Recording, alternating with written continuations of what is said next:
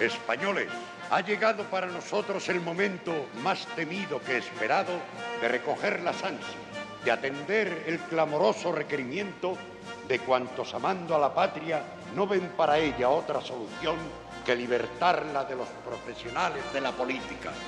Este movimiento es de hombres. El que no sienta la masculinidad completamente caracterizada, que espere en un rincón, sin perturbar los días buenos que para la patria preparamos. Españoles, ¡viva España y viva el rey!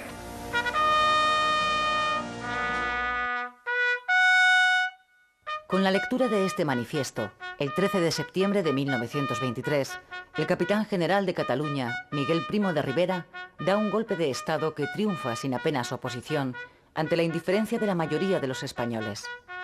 Solo una parte de la burguesía, especialmente la catalana azotada por la violencia sindical y el pistolerismo, aplaude el golpe.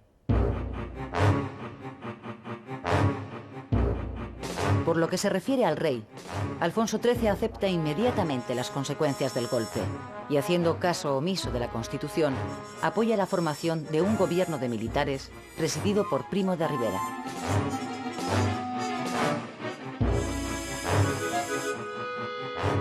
España deja así de ser una monarquía constitucional para convertirse en una dictadura. Alfonso XIII emprende a partir de ese momento un camino político sin retorno.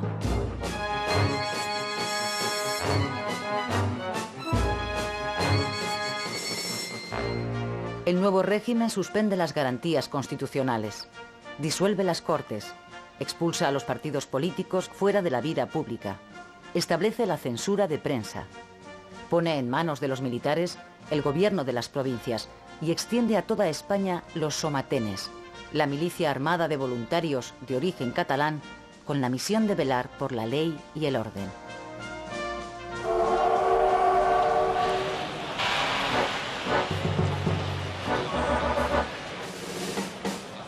Una de las primeras decisiones de Primo de Rivera es fundar un partido propio. Lo que busca con ello es ampliar la base social de la dictadura y crearse una plataforma política para el futuro. La Unión Patriótica, que Primo pone en pie a comienzos de 1924, es un partido único, todos los demás están prohibidos, que aspira a convertirse en la columna vertebral de la nueva política del dictador. Dentro de lo que bautiza como programa regeneracionista, Primo de Rivera emprende la reforma de la administración y, tras declarar la guerra al caciquismo, disuelve todos los ayuntamientos y diputaciones que, a partir de ese momento, pasan a depender de la autoridad militar correspondiente. Los que estén conformes, que se levanten. Durante los primeros años, la dictadura apenas cuenta con oposición. Los socialistas, que en un primer momento habían optado por mantenerse neutrales ante el golpe de Estado, terminan colaborando con la dictadura.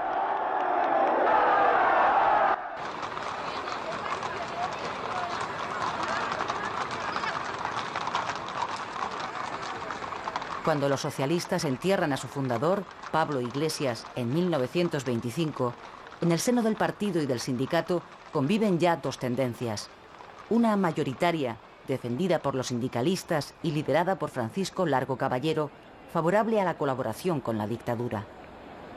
Y otra, minoritaria, defendida por los políticos liderados por Indalecio Prieto, que apuesta por oponerse a ella. ¡Harto! Anarquistas y comunistas son declarados ilegales y perseguidos por el régimen de Primo de Rivera. En el sindicato anarquista, que pasa a la clandestinidad, se produce con ese motivo un enfrentamiento entre los posibilistas, partidarios de la acción sindical, y los revolucionarios, que apuestan por la insurrección armada. Son estos últimos los que fundarán en 1927 la Federación Anarquista Ibérica, la FAI.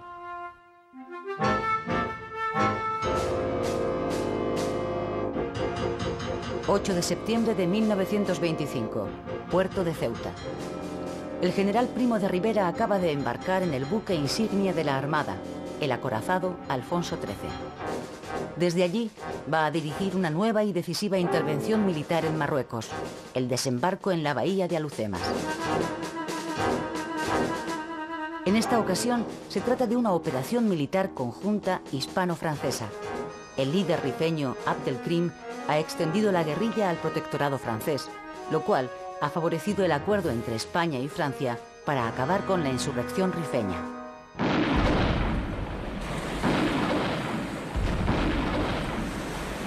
El éxito del desembarco es total. Las tropas aliadas trituran a la resistencia rifeña en la bahía de Alhucemas en cuestión de horas.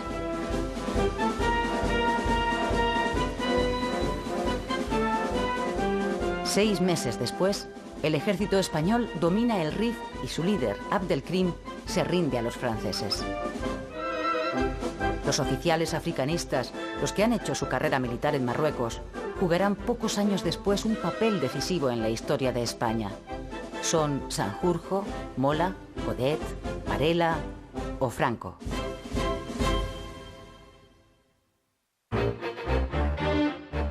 En diciembre de 1925, con el problema de Marruecos ya encauzado, el general Primo de Rivera, que disfruta de su momento de máxima popularidad, sustituye su gobierno de militares por uno de civiles. Con esta decisión, el dictador confirma su propósito de permanecer en el poder, pero sin renunciar a la dictadura.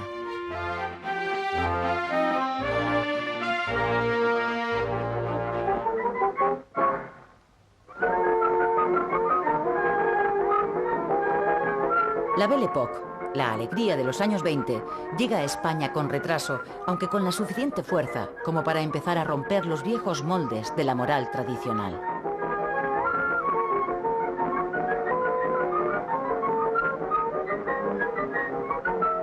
También la euforia económica de la década de los 20 llega al país, aunque una vez más tarda en llegar. Para estimular la economía española, la dictadura pone en marcha un ambicioso plan de obras públicas que modernice la muy anticuada e ineficiente red de comunicaciones.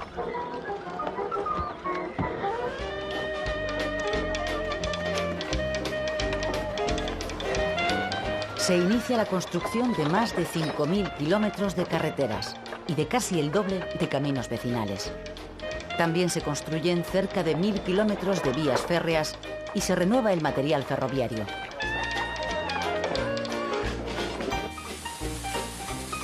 Simultáneamente, se pone en pie una política hidráulica de gran importancia para el país.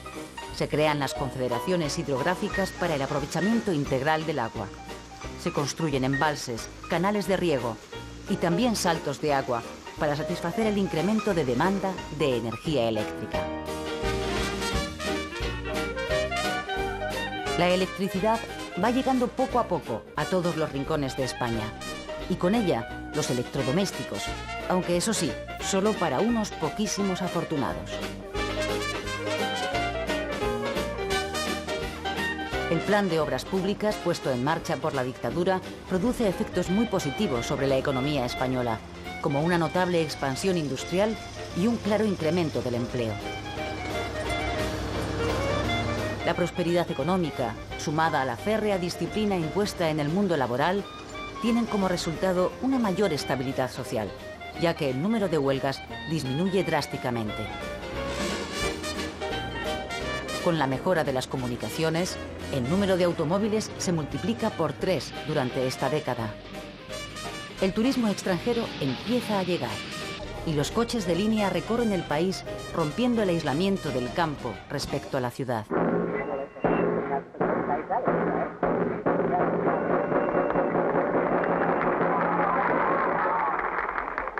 Para celebrar los 5 años del golpe de Estado y de su estancia en el poder, Primo de Rivera elige Barcelona.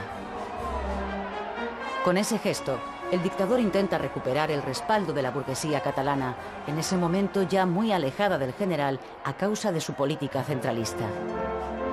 La decisión de suprimir la Mancomunidad de Cataluña y el decreto por el que se prohíbe el uso del catalán en los actos oficiales han provocado a esas alturas que el nacionalismo moderado se haya visto ya desbancado por otro más radical, cuyo líder es Francesc Macià.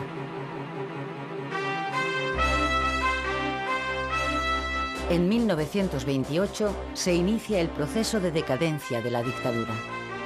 En su afán por buscar una salida constitucional a su régimen, Primo de Rivera intenta sacar adelante una nueva constitución de carácter autoritario y corporativo. Pero ese intento de institucionalizar la dictadura encuentra muy mala acogida por parte, entre otros, de los socialistas, que comienzan a distanciarse del régimen. El proyecto de Primo de Rivera acaba siendo un rotundo fracaso político, que es aprovechado por la oposición para hacerse presente ante la sociedad española. ¡Viva la República! ¡Viva! ¡Viva la República!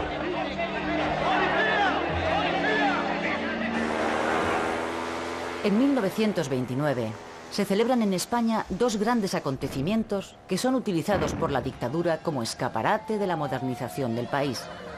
La Exposición Iberoamericana, que se celebra en Sevilla, y la Exposición Universal de Barcelona. El éxito indiscutible de ambas exposiciones no consigue, sin embargo, disimular una evidencia: el hecho de que la dictadura empieza a resquebrajarse. Salvar a una patria es siempre labor de masculinidad, en el sentido... Este es el último discurso del general Primo de Rivera. Lo pronuncia ante las mujeres de la Unión Patriótica. Faltan muy pocos días para que el dictador dimita. 27 de enero de 1930. Este es el momento en que Primo de Rivera abandona el Palacio Real tras presentar su dimisión al rey. El dictador ha fracasado en su intento de crear un sistema político propio y ha perdido ya todos los apoyos. Pocos días más tarde, abandona España.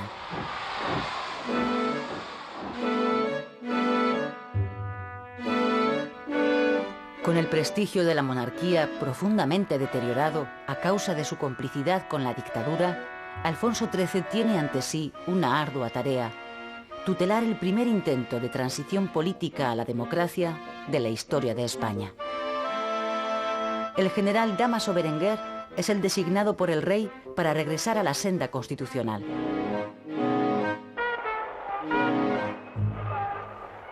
El gobierno de Berenguer, conocido popularmente como la dictablanda, aborda la transición con tal lentitud que la opinión pública deja de creer en la sinceridad de sus propósitos y se distancia aún más de la monarquía.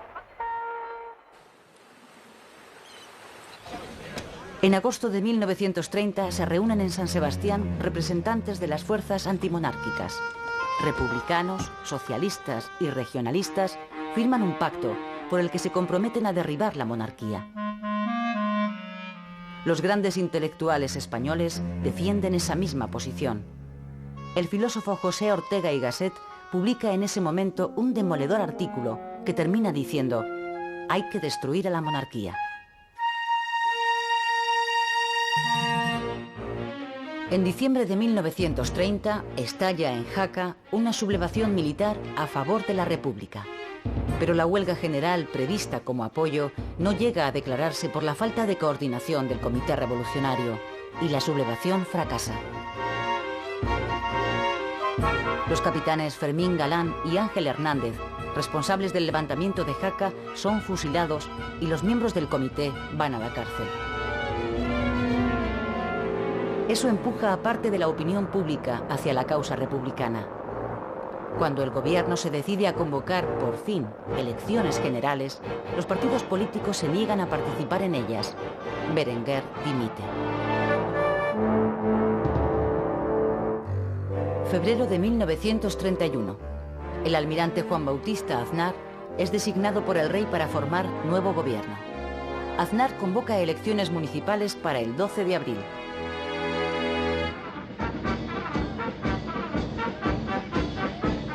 Durante la campaña electoral, los republicanos presentan las elecciones locales como un plebiscito sobre la monarquía.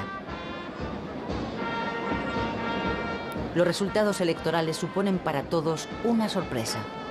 Aunque el número de concejales monárquicos supera al de republicanos, estos triunfan en las ciudades donde la libertad de voto es real. Hasta allí no llega el poder de los caciques. Tras conocerse los resultados, el presidente de gobierno, almirante Aznar, acude a despachar con el rey. A la entrada, Los periodistas le preguntan si habrá crisis y Aznar responde: ¿qué más crisis quieren ustedes que la de un país que se acuesta monárquico y amanece republicano? ¡Viva la República! En Eibar, a las 6 de la mañana del 14 de abril de 1931, los concejales ganadores proclaman la República. Ante 10.000 vecinos concentrados ante el ayuntamiento, los republicanos izan la bandera tricolor y cambian el nombre de la plaza Alfonso XIII por el de la República.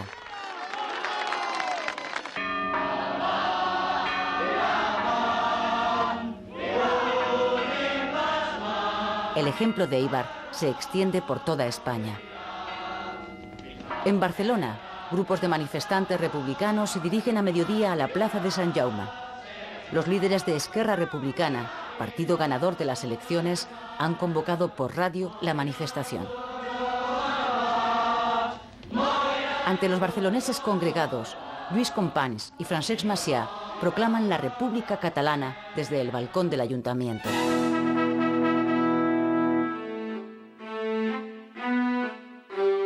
En Madrid, a las 5 de la tarde, da comienzo el último Consejo de Ministros del reinado de Alfonso XIII.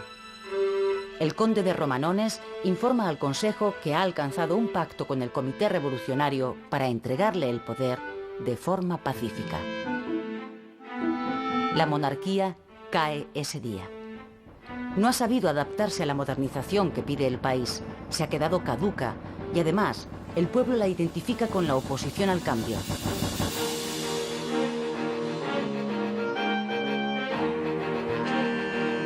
Cuando los ministros abandonan el palacio, los madrileños ya han tomado las calles para expresar su alegría por la llegada de la República.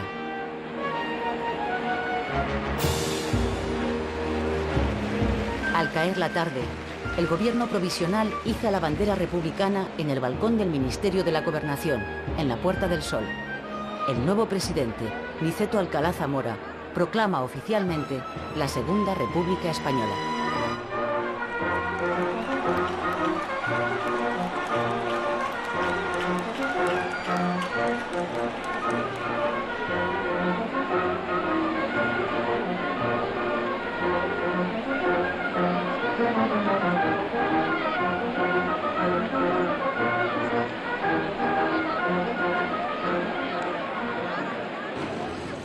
...15 de abril de 1931...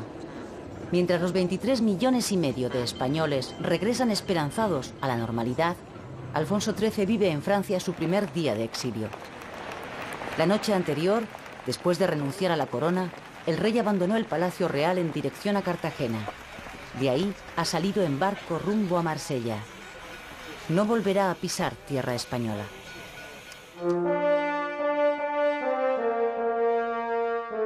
El gobierno provisional, consciente de las expectativas creadas por el cambio de régimen, anuncia enseguida que se propone transformar el Estado para hacerlo más moderno, laico y democrático. El presidente Alcalá Zamora hace ante las cámaras su diagnóstico. La crisis de España no es política, no es siquiera de régimen, es histórica con toda su trascendental amplitud.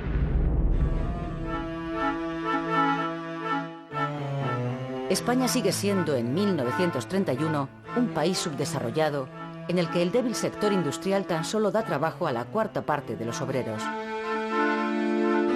Las ciudades se han ido llenando de gentes que acuden desde el campo con la esperanza de mejorar su vida. Madrid y Barcelona, que han duplicado su población en lo que va de siglo, tienen ya 1 millón de habitantes. Pero más de la mitad de la población, el 60%, continúa viviendo y trabajando en el campo, donde la pobreza alcanza límites extremos. Eso sucede sobre todo en la mitad sur del país, donde un puñado de propietarios posee la casi totalidad de las tierras. El trabajo es escaso y está mal pagado. Uno de los primeros problemas que aborda el gobierno provisional es el de la enseñanza primaria. Faltan tantas escuelas y maestros como los que en ese momento hay. De cada 100 españoles, 44 no saben leer ni escribir. El Ministerio de Instrucción Pública aumenta el presupuesto de educación un 50% para poder abrir cada año 5.000 nuevas escuelas. El objetivo esencial es el de poner en pie un sistema de educación pública totalmente laica, capaz de sacar al país del atraso que padece.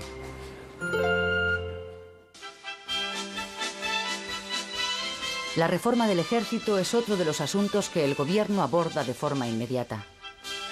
Manuel Azaña, ministro de la Guerra, busca la modernización del ejército y, sobre todo, una renovación política de los mandos militares, que aunque no se han opuesto al advenimiento de la República, la han recibido con evidente recelo.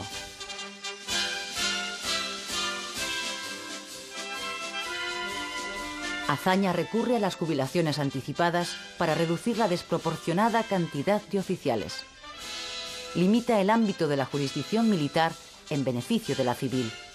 Revisa los ascensos de la Guerra de Marruecos y cierra 3 de las 5 academias militares.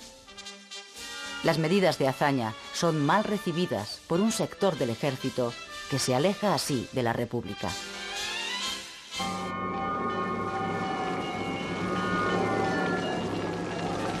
El problema religioso le estalla a la República de forma accidental un mes después de su proclamación. En Madrid, un grupo de exaltados saquea e incendia varios edificios religiosos. El anticlericalismo se hace presente una vez más en la calle, pero el gobierno, desbordado por los acontecimientos, no pone los medios para detenerlo. Los disturbios se extienden a otras ciudades. Después de 3 días de violencia, más de un centenar de edificios religiosos han sido incendiados en todo el país. Las relaciones entre la Iglesia Católica y la República no harán sino empeorar a partir de entonces. La vida de la joven República transcurre a toda prisa. El gobierno convoca para el mes de junio elecciones a Cortes Constituyentes.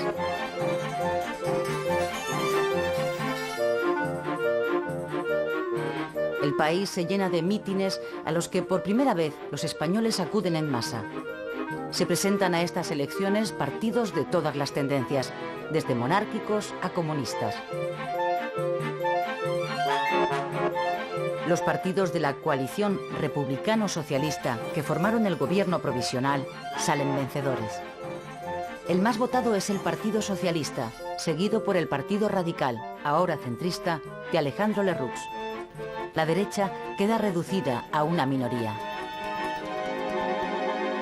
En diciembre de 1931, después de 6 meses de tensos debates, las Cortes aprueban sin consenso la Constitución de la República.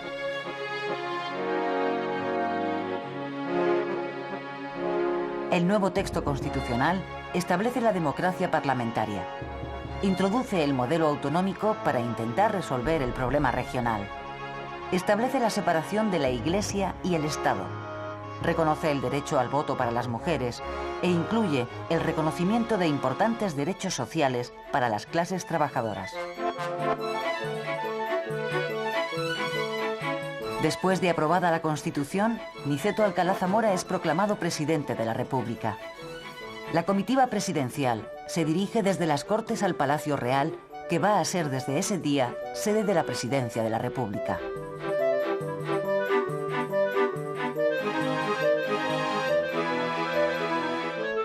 Como presidente del gobierno es designado Manuel Azaña. El único documento sonoro que nos ha quedado de la voz de Azaña son las palabras de bienvenida al presidente del gobierno francés. Habiendo encontrado el señor Herriot en su doble representación personal y oficial, por parte del gobierno francés y del pueblo español, la más cordial acogida y los sentimientos fraternales y pacíficos que han de unir de aquí en adelante a la República Española y a la República Francesa.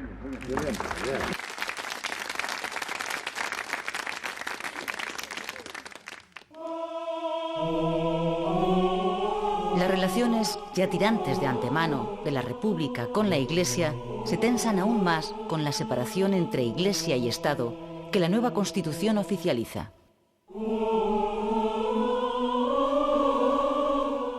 La Iglesia pierde a partir de entonces todos los privilegios que hasta ahora había tenido en su relación con el Estado. La nueva legalidad acaba con el pago de haberes al clero. Establece el matrimonio civil y el divorcio. Prohíbe a las órdenes religiosas que se dediquen a la enseñanza. Elimina los símbolos religiosos de todas las instituciones públicas. Disuelve a la Compañía de Jesús. Muchos jesuitas se irán al exilio.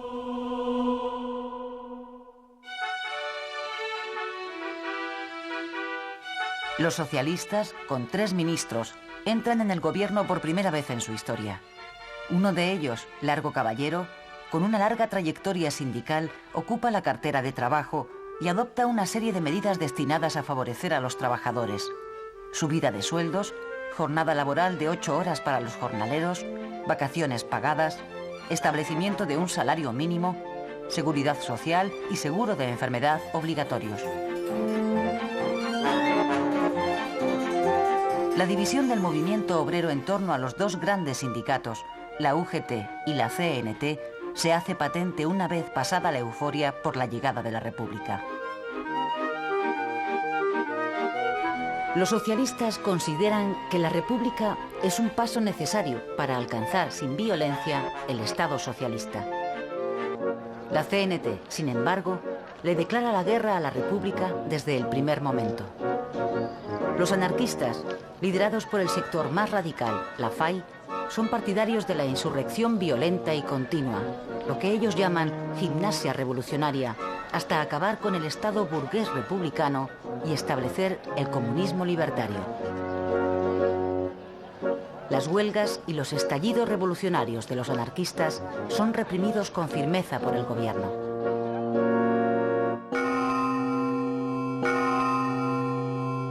Agosto de 1932. El general Sanjurjo encabeza desde Sevilla el primer intento de golpe militar contra la República. Cuenta con el apoyo de un grupo de monárquicos y de un reducido número de mandos militares. La sublevación es fácilmente neutralizada por el gobierno. El general Sanjurjo, detenido y condenado a muerte, es finalmente indultado. Tras beneficiarse de una amnistía, se exilia en Lisboa. Desde allí, esperará una mejor ocasión para volver a intentarlo. El éxito del gobierno frente a los golpistas le sirve a Azaña para sacar adelante 2 proyectos que permanecían atascados en el Congreso: el Estatuto Catalán y la Reforma Agraria. En ese momento hay en España casi 2 millones de campesinos sin tierra, braceros eventuales que pasan gran parte del año en paro y que malviven con míseros jornales. El objetivo de la reforma agraria es que los jornaleros sin tierra acaben convirtiéndose en propietarios.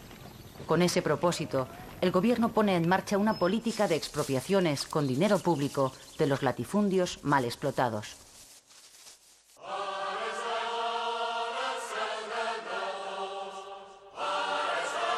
Septiembre de 1932. Miles de personas se echan a la calle en Barcelona para recibir a Azaña. Azaña va a hacer la entrega oficial al pueblo catalán del Estatuto de Cataluña, que las Cortes españolas acaban de aprobar. Los estatutos del País Vasco y Galicia están todavía en fase de discusión. El Estatuto proclama a Cataluña región autónoma dentro del Estado español. El apoteósico recibimiento que los catalanes hacen a Azaña es una prueba de agradecimiento por su empeño en sacar adelante este estatuto.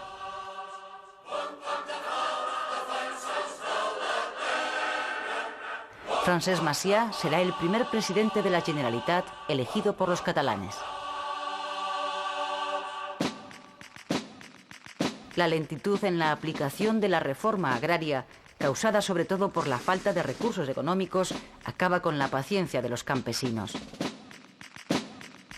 Las ocupaciones de fincas y los levantamientos anarquistas se multiplican. En enero de 1933, la FAI hace un llamamiento a la insurrección general. Como en otros lugares, en Casas Viejas, un pueblo de la provincia de Cádiz, un grupo de braceros anarquistas declara el comunismo libertario y se subleva.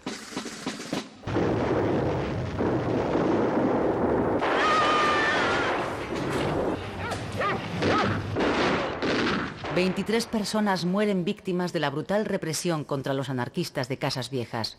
La tragedia sobrecoge a la opinión pública.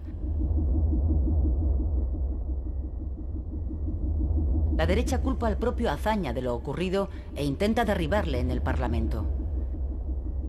Dentro del socialismo comienza a extenderse la idea de que hay que abandonar el gobierno de coalición con los republicanos para no compartir responsabilidades con la burguesía reformista. Lo sucedido en Casas Viejas supone un golpe político mortal para el gabinete de Azaña, que acabará dimitiendo en septiembre de 1933. Se convocan nuevas elecciones para noviembre.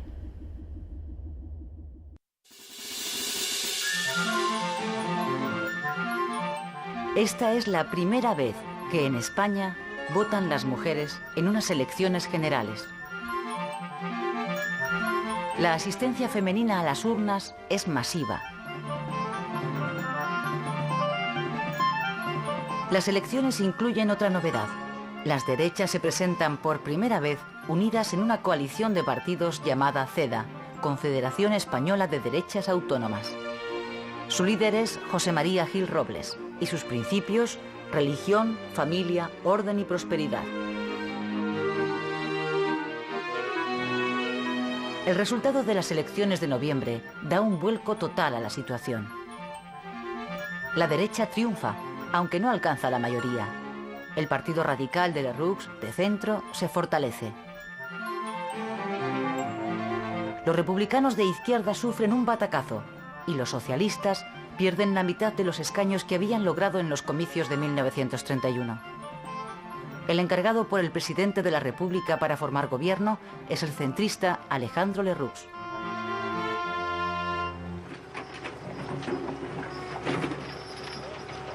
El año 1933 se despide con 500.000 de parados.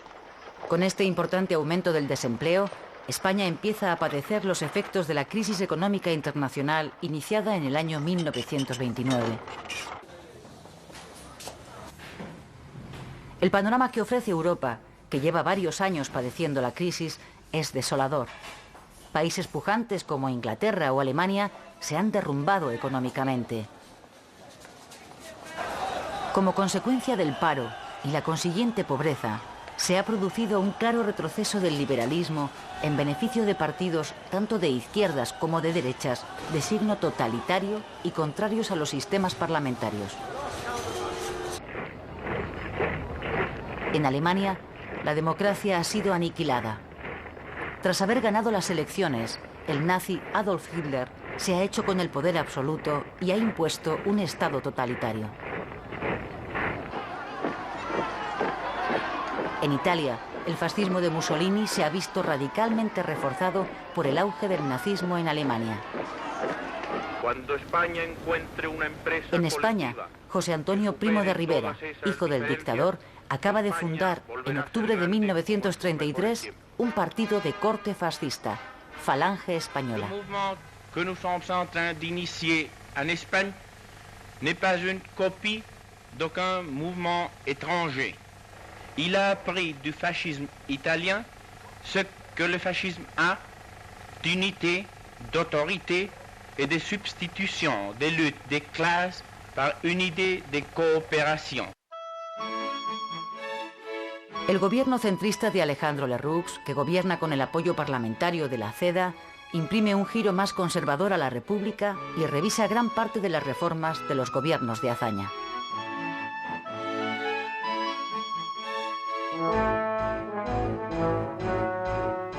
En la oposición, los socialistas, desencantados por el alto precio pagado por su participación en el gobierno que les ha llevado a la derrota electoral, se radicalizan. Los llamados bolcheviques se hacen con el control, tanto del partido como del sindicato. Encabezados por Largo Caballero, comienzan a preparar poco después de las elecciones una huelga general revolucionaria como paso previo para implantar en España un Estado socialista. Amenazan con llevar a cabo su plan revolucionario si la CEDA entra en el gobierno.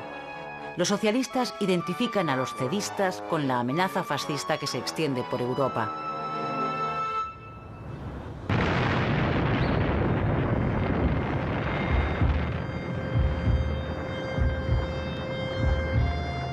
Asturias, 5 de octubre de 1934. La insurrección obrera que los socialistas han estado preparando se pone en marcha en la cuenca minera. La víspera, el jefe de gobierno había anunciado la entrada en el gabinete de 3 ministros de la CEDA. ¡No disparéis, hermanos! ¡No disparéis! ¡Viva la revolución! ¡Abajo el capitalismo! ¡Soldados, no disparen! Los revolucionarios asturianos asaltan los cuarteles de la Guardia Civil, del Ejército y de las fábricas de armas. Después de hacerse con la cuenca minera, toman Oviedo. Asturias es el único lugar donde las izquierdas, incluidos los anarquistas y los comunistas, se han unido para una sublevación que allí de momento ha triunfado. ¿Ya?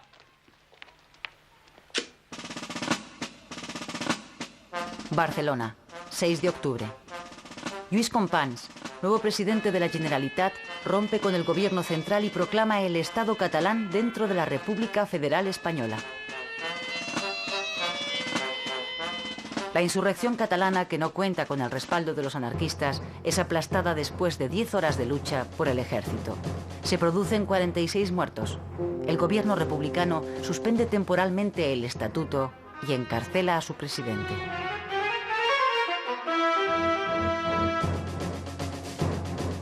La insurrección fracasa en el resto de España, incluida la capital, Madrid. Sin embargo, la llama revolucionaria sigue encendida en Asturias. El gobierno de la República declara el estado de guerra y encarga al general Franco la dirección de las operaciones contra los sublevados. Los enfrentamientos duran casi 2 semanas y son de una extrema brutalidad. Alcanzan la dimensión de una guerra civil. El ejército acaba por sofocar la Revolución de Octubre, que deja tras de sí un balance trágico. 1000 muertos y más de 2000 heridos entre los sublevados. 300 muertos y 800 heridos entre las fuerzas del orden.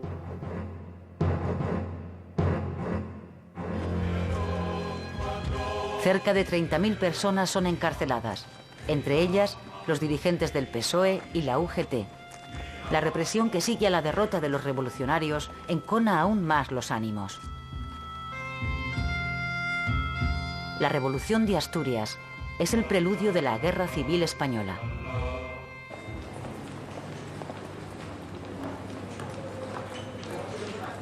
$200.000 personas llegadas de toda España se dirigen en octubre de 1935 hacia el campo de Comillas, en Madrid, donde Manuel Azaña va a dar un mitin. Ha pasado un año desde la Revolución de Octubre y los partidos de izquierda comienzan a recuperarse. Azaña pide el entendimiento entre ellos para rescatar la República de manos de la derecha. Su propuesta acabará cuajando en el Frente Popular, una coalición de partidos que incluye desde la izquierda republicana hasta los comunistas, pasando por los socialistas. El gobierno de coalición de centro-derecha cae y se convocan elecciones para febrero de 1936. Es la oportunidad que esperaba el Frente Popular. Su campaña electoral se apoya en la petición de amnistía para los presos de octubre y el restablecimiento de las reformas de Azaña.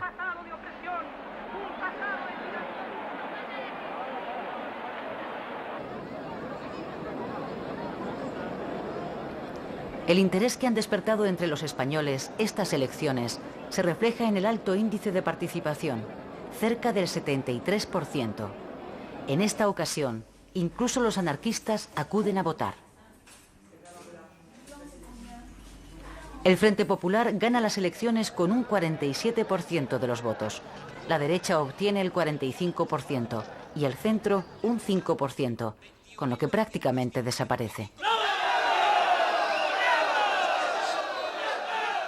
El mapa político queda así dibujado en 2 grandes bloques enfrentados, uno a la derecha y otro a la izquierda. Los simpatizantes del Frente Popular se echan a la calle para celebrar la victoria. Comienzan a circular rumores sobre una sublevación militar.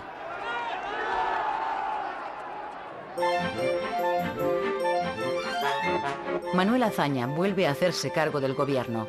este formado únicamente por republicanos. Los socialistas en esta ocasión han preferido quedarse fuera.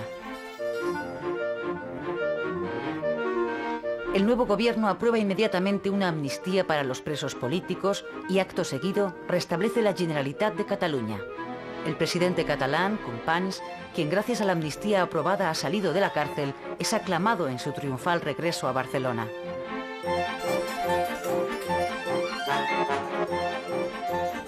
Para acabar con los insistentes rumores que hablan de un inminente golpe de Estado, Azaña aplica una política de traslado forzoso a los generales que estarían en condiciones de encabezar un levantamiento.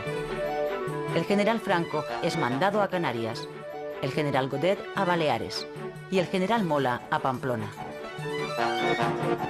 Lo que Azaña no sabe es que Mola, en contacto con el general Sanjurjo, que continúa en el exilio, puso ya en marcha la conspiración militar en el mismo momento en que el triunfo del Frente Popular se hizo público.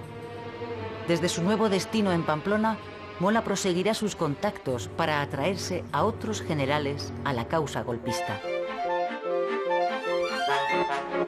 3 meses después de las elecciones, Azaña es elegido presidente de la República.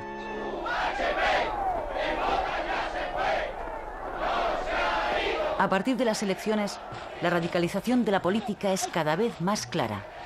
Las organizaciones juveniles de los partidos que no dejan de crecer se militarizan. Estas imágenes corresponden a la manifestación del 1 de mayo, organizada por los socialistas en defensa de la unidad del proletariado. Participan en el desfile las juventudes socialistas, que acaban de fusionarse con las comunistas.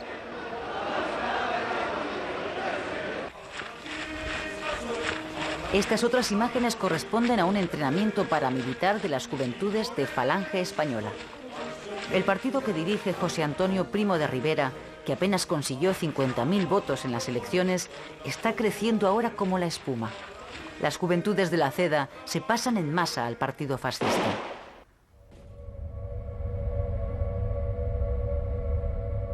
En la primavera de 1936, el clima de violencia es ya general en toda España.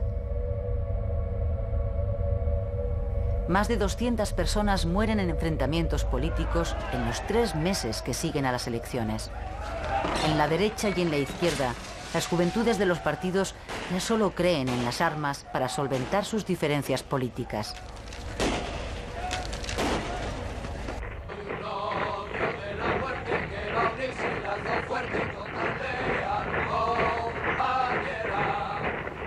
La rebelión militar que el general Mola lleva meses preparando estalla el 17 de julio en Melilla.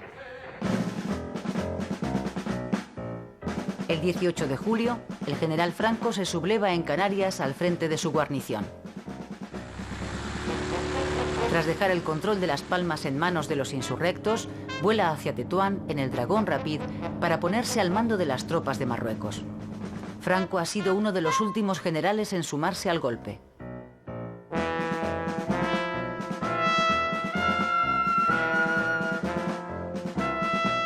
En la península, la primera ciudad en caer en manos de los sublevados es Sevilla. Luego van cayendo una tras otra las capitales andaluzas. La noticia del éxito de la sublevación en varias provincias llega a Madrid en la tarde del 18 de julio. La alarma se instala en la población. Los sindicatos obreros exigen al gobierno el reparto de armas. El gobierno acaba cediendo. Se ha reunido con carácter urgente a fin de examinar la situación creada por el alzamiento del ejército marrueco. Como protesta por la actitud facciosa de los focos del ejército rebelde, las organizaciones sindicales obreras CNT y UGT han declarado la huelga general en toda la península y han ofrecido sus contingentes de afiliados para salvaguardar la paz interior.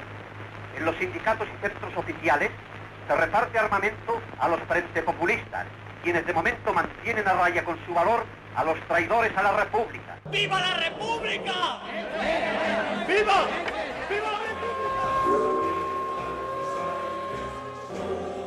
En Barcelona, los miembros del sindicato anarquista CNT, muy fuerte en Cataluña, que llevan tiempo preparándose para hacer frente a una posible sublevación derechista, se echan a la calle el día 19 de julio y consiguen reducir a los golpistas.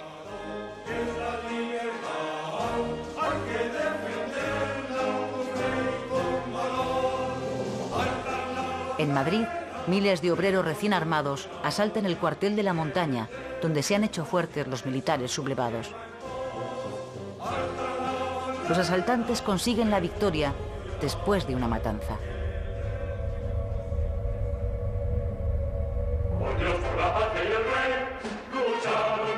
En Pamplona, el general Mola se ha sublevado con éxito y con el entusiástico apoyo de los carlistas, que se suman en masa al levantamiento. También caen las principales ciudades de Castilla y todas las de Galicia. El avión que va a traer desde Lisboa a España al general Sanjurjo para sumarse al golpe se estrella al despegar. Los golpistas pierden a su jefe. Pasados los primeros días, los sublevados controlan solo la tercera parte del país. Madrid y las ciudades industriales de España se han opuesto al levantamiento. El golpe, por tanto, ha fracasado. Los generales Mola y Franco comprenden entonces que solo por medio de una larga guerra de conquista podrán alcanzar la victoria. La guerra civil ha comenzado. España queda rota entre dos extremismos políticos.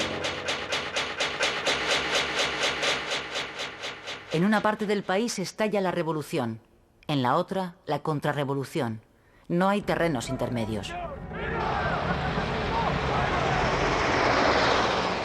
En la zona republicana, el gobierno pierde la autoridad y el poder que pasan a manos de las organizaciones obreras a través de los comités populares. Hacer la revolución y ganar la guerra son sus dos objetivos.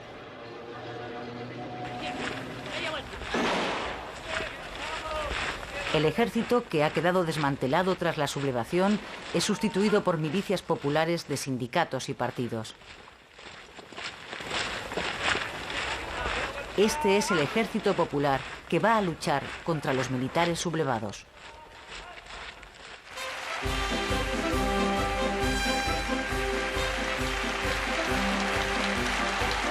En la zona rebelde, los generales constituyen una junta de defensa que asume todos los poderes. El 1 de octubre, la Junta Militar elige al general Franco jefe supremo del ejército y del gobierno. Pasa a ser el generalísimo.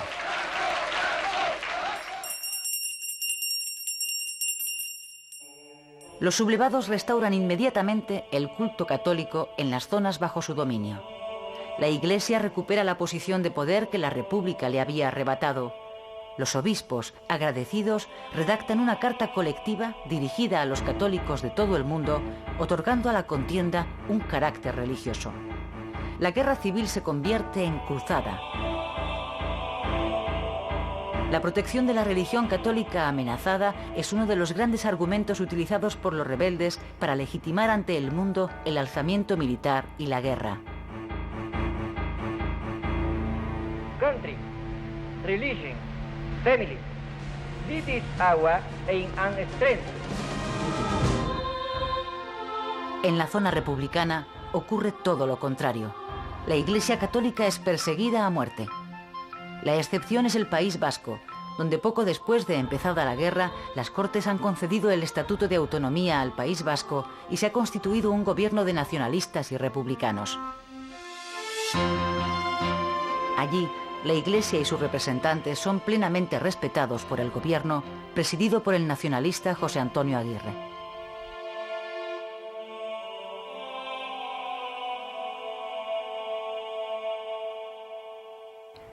Durante los primeros meses de la guerra, el ejercicio masivo del terror se impone en los dos bandos. Es entonces cuando se hace trágicamente famosa la modalidad del paseo, por el que se saca a las víctimas de sus casas durante la noche y tras ser paseados en camiones hasta las afueras de pueblos y ciudades, son finalmente asesinados. Unos 150.000 españoles son asesinados a lo largo de la guerra en ambas retaguardias.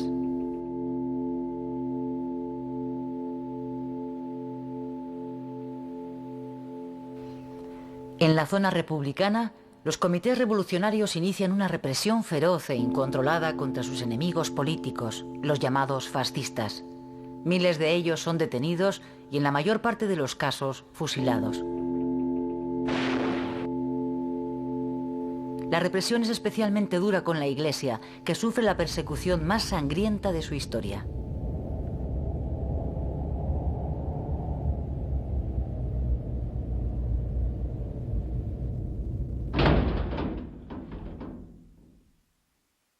En la zona sublevada el terror se ejerce con idéntica contundencia, con una diferencia: es un terror controlado por las autoridades militares.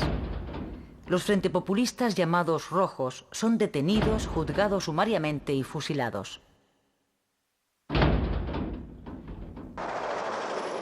Además, y al margen del control férreo que los militares ejercen en la zona franquista, existe un terror extraoficial que practican los grupos de extrema derecha. Como en el otro bando, los falangistas dan el paseo durante la noche a miles de sospechosos de ser rojos.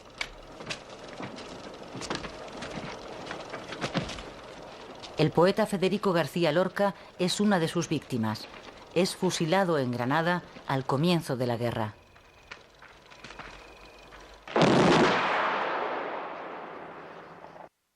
¡Arriba España! Desde el primer momento de los enfrentamientos se hace evidente la importancia de la ayuda militar exterior para poder ganar la guerra. Hitler y Mussolini son los dos grandes proveedores de material de guerra a los sublevados. Italia colabora además con el envío de 80.000 hombres y Alemania con una unidad aérea de combate de 100 aviones y los 4.000 hombres de la Legión Cóndor.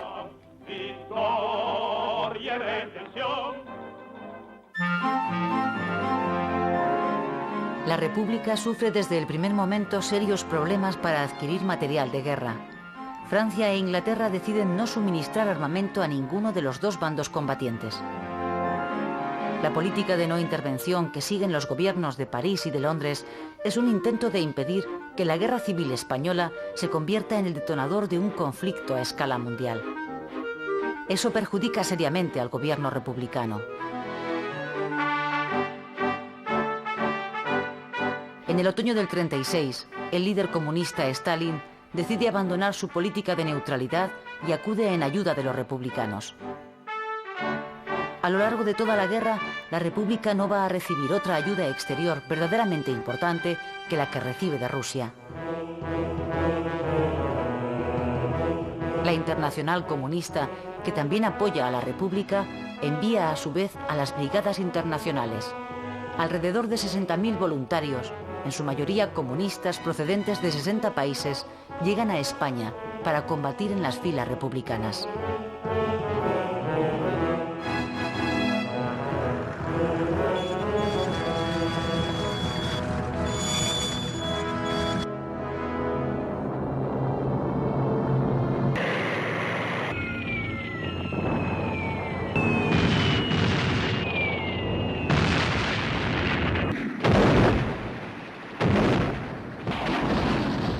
La guerra civil se convierte en una guerra de desgaste que dura 3 largos años. Los republicanos, lastrados por sus profundas divisiones, tratan por todos los medios de resistir. No abandonan la esperanza de que si en Europa estalla la guerra contra el fascismo, los gobiernos democráticos acudan por fin en ayuda de la República. Por su parte, Franco, que parece no tener prisa en acabar la guerra, lo que busca es aniquilar a la República y a sus seguidores hasta eliminar para siempre su influencia en España. España cumple en los momentos actuales su destino providencial. Como en otras épocas, derrama ahora su sangre en defensa de la civilización.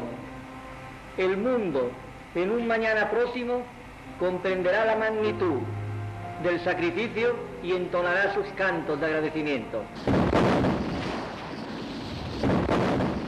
Después de casi 3 años de guerra, el avance lento y metódico del ejército franquista se demuestra imparable. Poco a poco, tras duras batallas, se hace con la totalidad del país. El 27 de marzo de 1939, la República abandona definitivamente el campo de batalla.